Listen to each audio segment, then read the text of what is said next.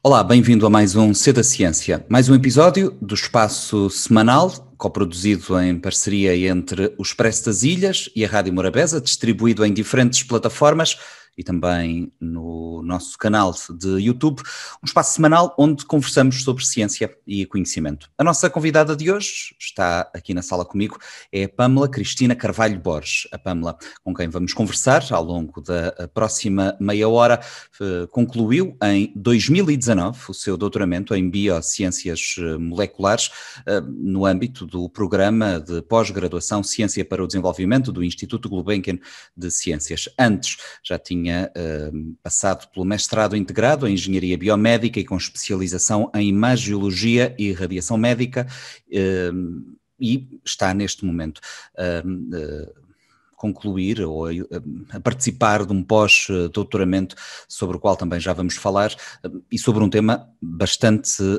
pertinente. Já lá vamos a esse pós-doutoramento. Pamela, obrigado, bem-vinda.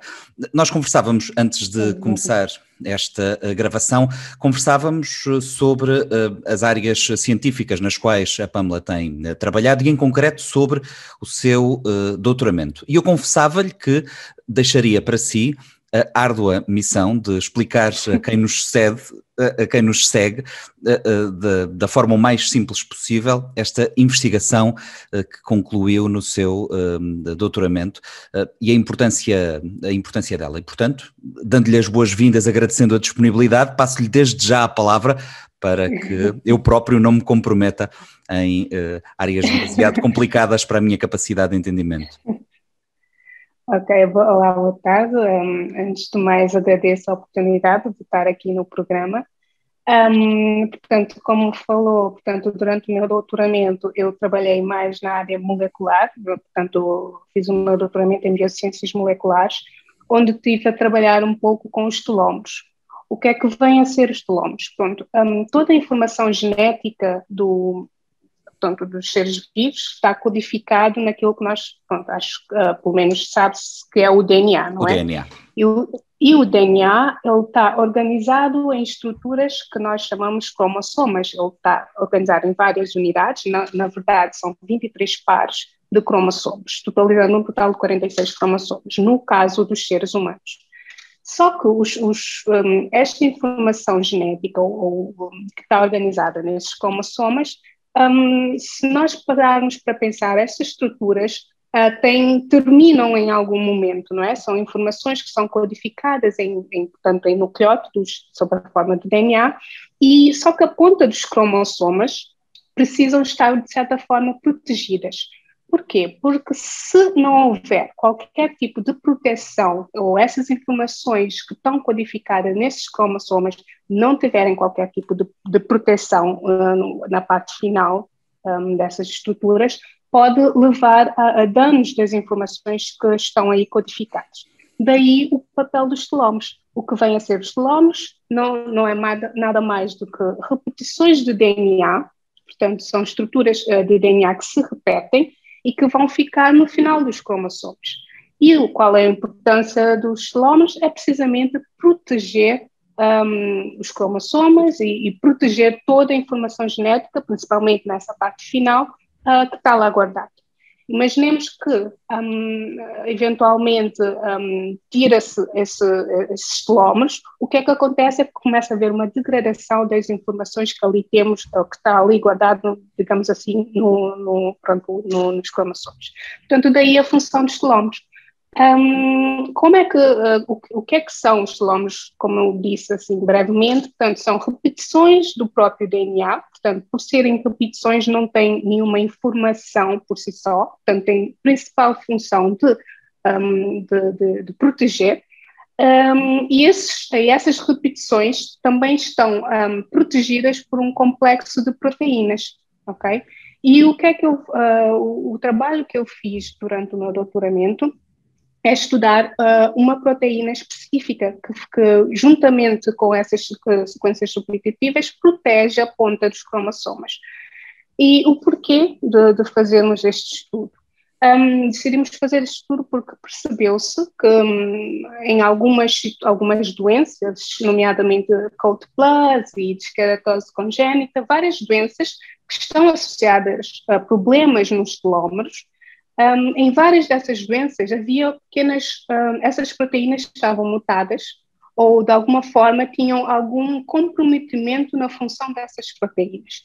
E nós quisemos perceber, ok, qual é então a função que essas proteínas estão de facto a fazer ali. Portanto, nós sabemos que tem a função de proteger os cromossomas e proteger a informação que aí está, mas exatamente o que é que está a fazer. Por isso acaba por ser um trabalho muito molecular.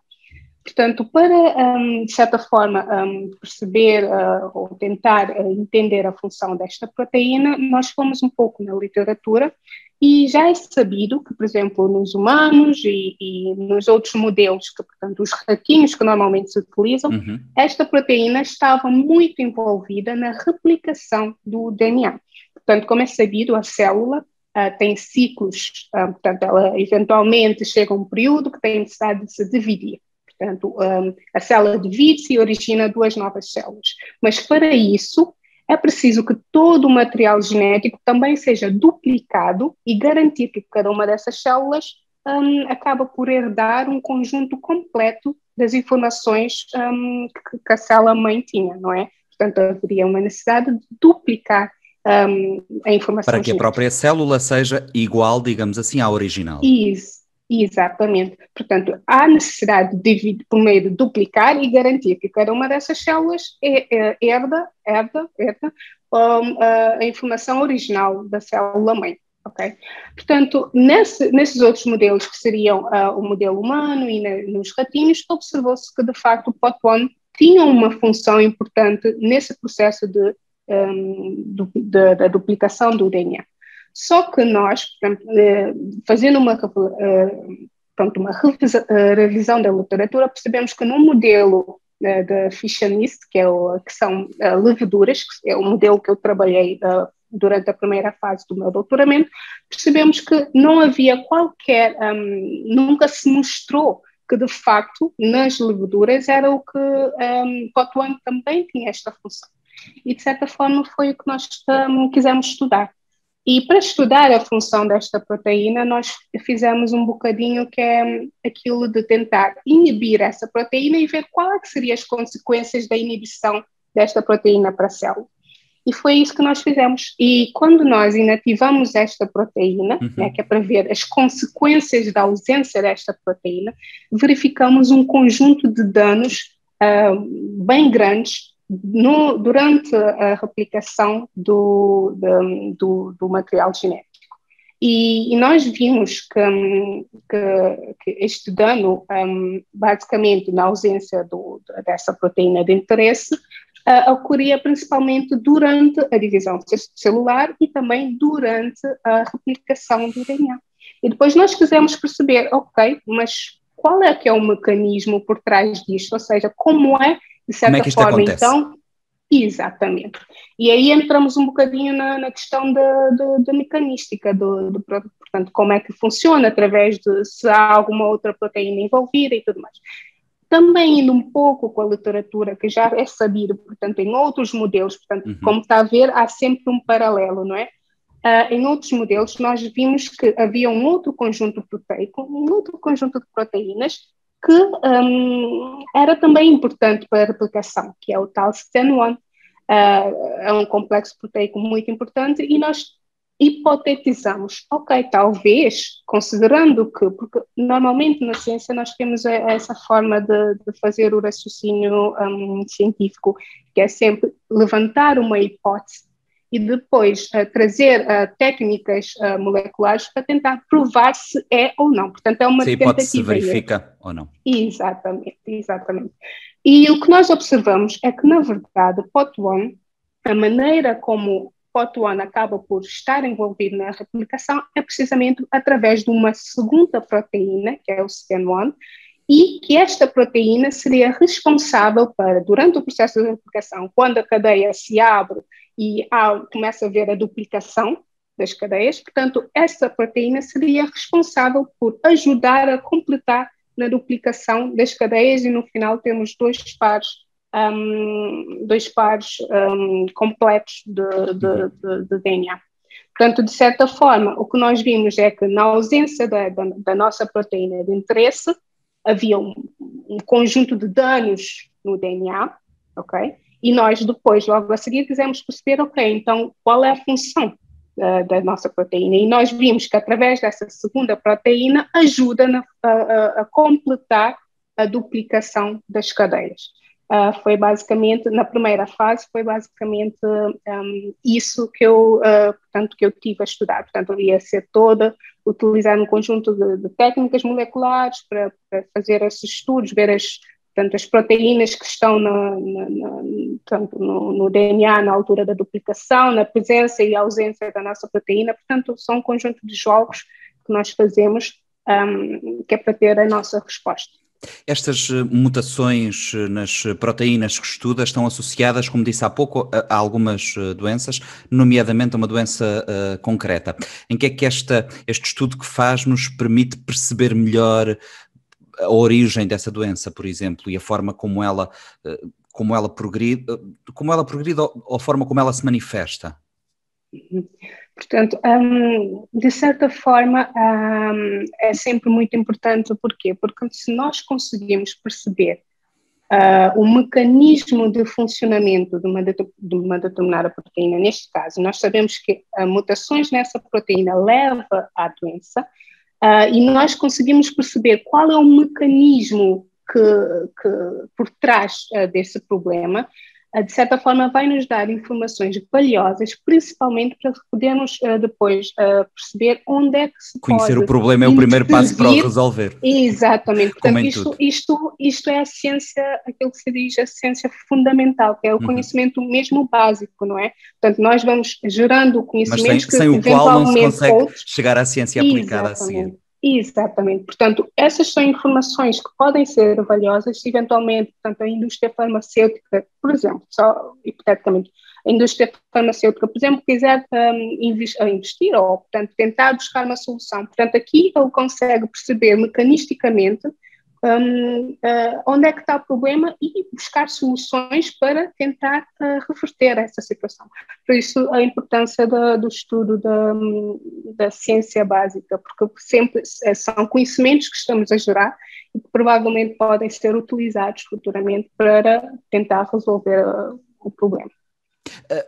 A Pamela, depois de terminar o seu doutoramento, esteve um período em Cabo Verde, passou por Cabo Verde em 2020, escolheu uma ótima época para vir a Cabo Verde, por acaso, a meio de uma pandemia, e esteve a trabalhar no Laboratório de Virologia do Instituto Nacional de Saúde Pública. Partilhe connosco um pouco dessa sua experiência, que é uma experiência de quem está por dentro da procura também de respostas e de apoiar na forma de melhor controlar a pandemia que estamos a viver. Sim, eu terminei logo o meu doutoramento nos finais de 2019 e quis logo ir para Cabo Verde, e a ideia era precisamente descansar, fazer um break completo, não é? Pronto, só que chegando lá, pronto, houve toda a situação e pronto, eu tive... Portanto, durante o meu doutoramento, eu fiz questão de escolher um doutoramento que me desse uma larga experiência em termos de técnicas, mas foi mesmo intencional, porque eu queria... práticas laboratoriais. Exatamente, para que com eles eu pudesse resolver problemas de forma transversal, não é? E foi precisamente isso foi-me bastante útil, digamos, nesse sentido, porque chegando a Cabo Verde, portanto, a questão da pandemia começou, e pronto, eu sabia que os conhecimentos que eu tinha, de certa forma, poderiam ajudar, não é?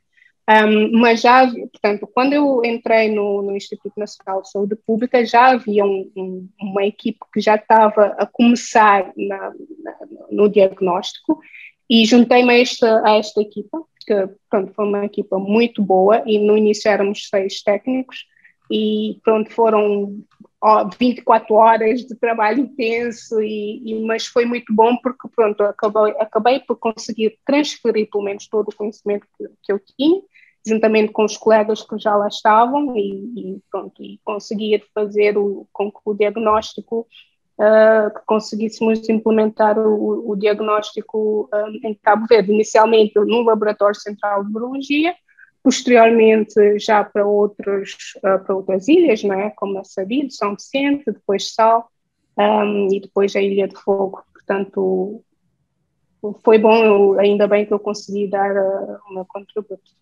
Pamela, já agora partilhe também connosco aqueles momentos iniciais, porque a Pamela vê-se envolvida neste projeto logo no início de 2020, em fevereiro de 2020, portanto, quando o laboratório foi instalado, quando ainda sabíamos tão pouca coisa sobre este vírus, sobre a pandemia, quando de repente nos começámos a fechar em casa, sem saber muito bem o que é que por aí vinha. Como é que foram esses momentos para alguém que acaba o seu doutoramento pouco antes, que vinha na expectativa de tirar umas férias e que de repente se vê com uma missão importantíssima a meio de uma pandemia sem precedentes? A primeira sensação, a primeira coisa que eu senti foi ajudar. Portanto, como disse, estávamos num momento muito, muito difícil, em que muito pouco se sabia. Além de se saber muito pouco, em Cabo Verde ainda era algo muito novo e era algo eventualmente que íamos enfrentar várias dificuldades, obviamente, não é? Mas a primeira reação foi logo dar o máximo e tentar resolver da melhor forma possível. Obviamente foram vários obstáculos, mas conseguimos sempre ir resolvendo aos pouquinhos, com muita união dos técnicos, muita união dos dirigentes do Instituto e todos envolvidos na área da saúde. Foram momentos tensos, mas portanto os técnicos fizeram de tudo e eu também estava ali com a mão na massa, tipo, independentemente do grau, não interessa, estávamos todos lá com a mão na massa, porque o objetivo era de facto dar resposta e ajudar num momento em que estava toda a gente fechada em casa com medo, e sabíamos que a morte era algo real, não era, estávamos a ver, apesar de na altura não sabermos bem como é que ia ser em Cabo Verde, como é que, né? Mas estava por todo lado a notícia de pessoas a morrerem, portanto o objetivo logo a primeira reação é ajudar e fazer o melhor que pudéssemos, e acho que aos pouquinhos nós conseguimos dar a resposta que foi possível. Entretanto, no início deste ano, em fevereiro deste ano, a Pamela inscreve-se num pós-doutoramento que está neste momento a realizar para caracterização do perfil clínico e fenotípico do cancro da mama de mulheres cabo-verdianas. É um projeto de investigação que está também a realizar em parceria com o IPO, o Instituto Português de Oncologia do Porto, e o Hospital Agostinho Neto, para um tema que é também muito atual na sociedade cabo-verdiana. A discussão em torno do cancro e do cancro da mama em particular é muito preponderante na sociedade nacional. Em concreto, como é que está a desenvolver este seu trabalho? E o que é que pretende compreender com esta investigação? É o seguinte, o cancro em si é uma doença muito complexa e é muito heterogénea. Isso por quê? Porque, às vezes, um mesmo cancro com perfis clínicos semelhantes, portanto, digamos que duas pacientes que tenham um perfil clínico bem semelhante uma da outra, um perfil patogénico da doença bem semelhante, entretanto, a resposta ou a forma como o cancro vai responder ao tratamento varia muito. Para que os médicos consigam fazer uma terapêutica que seja mais eficiente para os doentes, é preciso uma informação molecular do cancro, que seria tal estudo personalizado, mais personalizado de cada um dos campos. Só que nós não temos ainda técnicas em Cabo Verde suficientes que nos permitam, pelo menos que permita aos médicos dar ou ter essa informação de forma útil. Portanto, sempre há essa necessidade de sair fora, de enviar as amostras para fora para serem analisadas e, com base nisto, fazer um diagnóstico e eventualmente passar uma terapêutica de forma a ser mais eficaz. O objetivo deste estudo é fazer uma caracterização transversal molecular do cancro de mama das mulheres de Cabo Verde. Isto porque é que é importante? Porque conhecendo qual é que é o perfil ou qual é que é o tipo molecular ou subtipo de cancro de mama prevalente no seio das mulheres cabo-verdianas, os médicos já conseguem ter uma noção de qual seria a terapêutica que seria mais eficaz de se aplicar e, de certa forma, garantir uma maior eficiência no tratamento dos pacientes e, de certa forma, na cura. Por que é que isto é importante? Primeiro, porque temos o paciente em si. O paciente, portanto, o cancro é muito agressivo, é um processo muito exigente para o paciente em termos emocionais, é um processo muito complicado. Portanto, garantir a qualidade de vida dos pacientes, garantir que a terapêutica aplicada, de certa forma, seja eficiente e funcione, ou seja, o paciente consiga vencer o cancro. Terceiro, a nível de Cabo Verde, enquanto nação,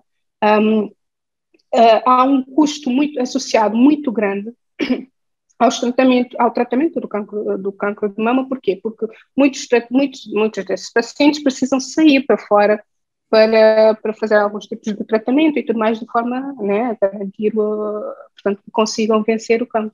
Portanto, conhecendo melhor, portanto, este estudo permite-nos conhecer, de certa forma, melhor qual é o perfil do cancro e, desta forma, garantir que o tratamento que já se faz em Cabo Verde seja mais eficiente, ou seja, são informações valiosas para os médicos que vão conseguir ter uma noção de qual é o tratamento aplicar de forma a ser mais eficiente e ajudar com que esses pacientes consigam vencer o cancro de uma forma mais fácil. Porque muitas vezes aplica-se uma terapia, faz-se uma terapêutica, não funciona, há necessidade de reajustes. Portanto, isto é penoso não só para o paciente, também em termos financeiros, são tratamentos caros, e de certa forma o objetivo é garantir o E a máximo probabilidade, possível quanto mais preciso for o Exatamente. diagnóstico, maior a probabilidade de tratamento Exatamente. e cura. Pamela, Exatamente. como é que faz este estudo? Através de, imagino eu, de amostras de tecidos? Exatamente. Portanto, atualmente, portanto, o que se faz é, portanto, imagino que faz-se eventualmente uma cirurgia, faça uma biópsia ou tal, e esses tecidos depois são utilizados para fazer estudos imunohistoquímicos, não é? Só que O que é que são atualmente estudos? imunohistoquímicos, ok, basicamente a ideia é perceber alguns receptores hormonais nesses tecidos, não é? Portanto, para o cancro de mama, esses tecidos depois são cortados de forma assim bem fininhos e são utilizados alguns anticorpos que vão ver se a presença ou ausência de alguns receptores hormonais. E porquê? Porque dependendo da presença ou não de alguns receptores hormonais, consegue-se classificar o tipo de cancro de mama, se é um cancro de mama do tipo laminar A, laminar B, ou triplo negativo, que no caso é o mais agressivo. Portanto, com base depois nesta classificação, consegue saber qual é a terapêutica ideal de ser aplicado. Portanto, esta técnica da imunohistoquímica é uma técnica que atualmente ainda não está implementada em Cabo Verde, e um dos objetivos, por exemplo, deste pós-doc, além do estudo que estou a fazer, não é, o estudo mais sociodemográfico, além deste estudo, estamos a tentar ver se conseguimos implementar no Hospital Agostinho Neto esta técnica, que de certa forma é uma mão na roda, porque já se Do ponto de consegue a vista nível laboratorial, ter local. um laboratório capaz de fazer Exatamente. isto. Exatamente. Existindo essas condições, Pamela, a nível laboratorial em Cabo Verde, isso permitiria que a cada biópsia, por exemplo, a técnica fosse aplicada e que em cada caso fosse possível ter um diagnóstico mais exato? De certa forma, sim, porque, como disse, a técnica da imunohistoquímica permite a identificação desses receptores hormonais e a classificação, okay, do cancro. Só que temos que também pensar que são duas fases. Há aquela parte laboratorial, obviamente, que é implementar e conseguir fazer a técnica, e há uma Certo. segunda parte, que é a parte da interpretação. Também é algo muito subjetivo e não digo no geral, né? A interpretação, ela não é exata, exige muita experiência, não é? Portanto, há uma segunda etapa onde muito provavelmente formações serão precisas serem dadas aos técnicos que vão estar a fazer esta técnica a quando da implementação em Cabo Verde, mas sim, a ideia é que se conseguir implementar esta técnica em Cabo Verde, obviamente, localmente já se conseguirá, de certa forma, ter as respostas a nível local e facilitar todo esse processo. A problemática do cancro, das doenças oncológicas e de outras doenças estão muito na origem das discussões que têm existido e da orientação das políticas públicas para aquilo que nós chamamos de transição epidemiológica do país, não é? Estamos a sair de uma situação para outra marcada por este tipo de doenças. O que é que acha, enquanto alguém que investiga nestas áreas, que seria pertinente ou o que é que deve constituir prioridade para o país do ponto de vista da capacidade de diagnóstico de doenças oncológicas, por exemplo, que tanto tem estado na ordem do dia? Frisou a importância desta técnica laboratorial de que falou. O que é que de resto poderia ser feito para melhorar a capacidade de resposta do país, nomeadamente na questão do diagnóstico e do diagnóstico precoce, que é um dos grandes problemas que ainda temos, que é o facto das doenças oncológicas continuarem a ser diagnosticadas tardiamente? Exatamente. Portanto, como falou, obviamente, para mim, do meu ponto de vista, é primeiramente apostar na prevenção. A informação é extremamente importante e é muito importante que se dissemine ainda mais a questão do cancro, que é informar ainda mais as pessoas, cancro, como por exemplo, no caso do cancro da mama, o autoexame, a importância do autoexame,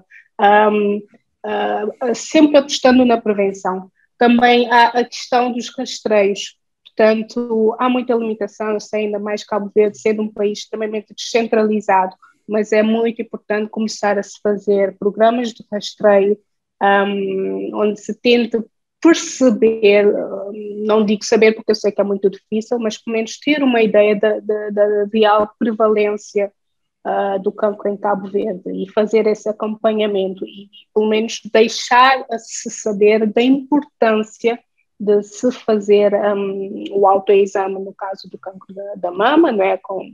Informar como fazer isso, a questão dos rastreios. A nível de diagnóstico, existem algumas técnicas moleculares, porque normalmente quando se fala em técnicas moleculares já se pensa que é algo muito complexo, mas há soluções mais acessíveis e há soluções né, que se pensarmos e talvez conseguimos, de certa forma, implementar de uma forma mais suave, antes de se passar à biologia molecular pura e dura. Portanto, há atualmente algumas opções e acredito também que as autoridades já estejam a pensar nisso, mas existem algumas opções e a ideia é ir trazendo essas opções aos poucos. Por exemplo, na detecção, por exemplo, do cancro do colo do útero, eu sei que portanto, já se fazem programas de rastreio, portanto, a questão do HPV, que eu já sei também que a questão da vacinação. Já começa a ser uma realidade em Cabo Verde, portanto, pode ver que já se está a dar passos, não é? E acredito que as autoridades já estão cientes, portanto, a informação é basicamente na prevenção, dar informação à população e também começar-se a explorar um bocadinho mais os métodos alternativos e não pensar que é algo complicado ou não pensar diretamente nas técnicas mais caras. Sempre existem opções mais viáveis por onde podemos começar a nos apoiar até eventualmente se conseguir, não é? Já estar, né, com as condições para já adquirir as técnicas mais caras. Portanto, eu acho até porque provavelmente aquilo que se investe e aposta agora em melhores técnicas de diagnóstico, em diagnóstico precoce, é investimento que se poupa mais à frente em tratamentos dispendiosos, prolongados e muitas vezes pouco. Exatamente. Considerando que o diagnóstico atualmente é tardio, quando se faz o diagnóstico já está num estágio muito avançado, portanto, se conseguir já prevenir que se chega a esse ponto, já é um ganho enorme, não só para o paciente em si, mas também pelos gastos que o Estado terá com isso. Portanto, de certa forma, são investimentos, são sempre investimentos. Pamela, estamos a chegar ao final do nosso tempo, mas quero-lhe colocar uma última pergunta. Estivemos a falar no início da nossa conversa sobre o seu programa de doutoramento, que foi realizado no âmbito do programa de pós-graduação Ciência para o Desenvolvimento, o Instituto Gulbenkian de Ciência, ao qual temos dedicado uma série de programas aqui no C da Ciência, e aquilo que lhe pergunto é precisamente que recordações e que memórias traz da sua participação neste programa? O programa, o PGCD, né, Programa para Ciência para o Desenvolvimento, para mim foi uma mind change, mudou completamente a forma de encarar. Porque eu sempre tive essa ideia, ok, quero terminar o meu curso, mas quero trazer algo, quero conseguir transferir algo para o meu país, né? E com o PGCD eu consegui ver a importância ou o grau até onde posso utilizar a ciência para trazer o desenvolvimento e para contribuir para, de facto, melhorar a vida das pessoas. E, além disso, o PGCD deu-me, para mim, enquanto cientista, o que eu considero ser o mais importante, que é, ensinou-me o pensamento crítico, que é conseguir observar problemas, né? Observar, portanto, a minha sociedade, observar os problemas, levantar questões e, o que é muito mais importante, as ferramentas que eu posso utilizar para resolver este problema. Portanto, para mim, o PGCD, além de me dar as ferramentas para, de certa forma, perceber de que forma eu podia usar a ciência para contribuir para o desenvolvimento do meu país, ajudou-me a fazer esse raciocínio científico de onde eu vou conseguir utilizar aquilo que eu aprendi de forma prática. Portanto, fez uma diferença enorme, mudou completamente a minha forma de pensar. E só tenho a agradecer à Joana Sá pela brilhante ideia que teve e o contributo dela é real, é algo real. E eu hoje, vendo os meus colegas, percebo um conjunto de cientistas todos em êxtase, com vontade de voltar e, de facto, dar o contributo. E, para mim, isto não tem preço, não tem preço. Portanto, excelente. Pamela Borges, muito obrigado por esta meia hora que nos dispensou. Boa sorte para a sua investigação, para o seu pós-doutoramento. E até breve. Obrigada, muito obrigado. Terminamos breve. assim mais uma edição do C da Ciência, o programa que semanalmente nos reúne no Expresso das Ilhas, na Rádio Morabeza, também no nosso canal de YouTube e em diversas plataformas de streaming, incluindo no Spotify, em torno da ciência e do conhecimento que se fazem em língua portuguesa e, em particular, em Cabo Verde. Continuação de um excelente dia e até para a semana.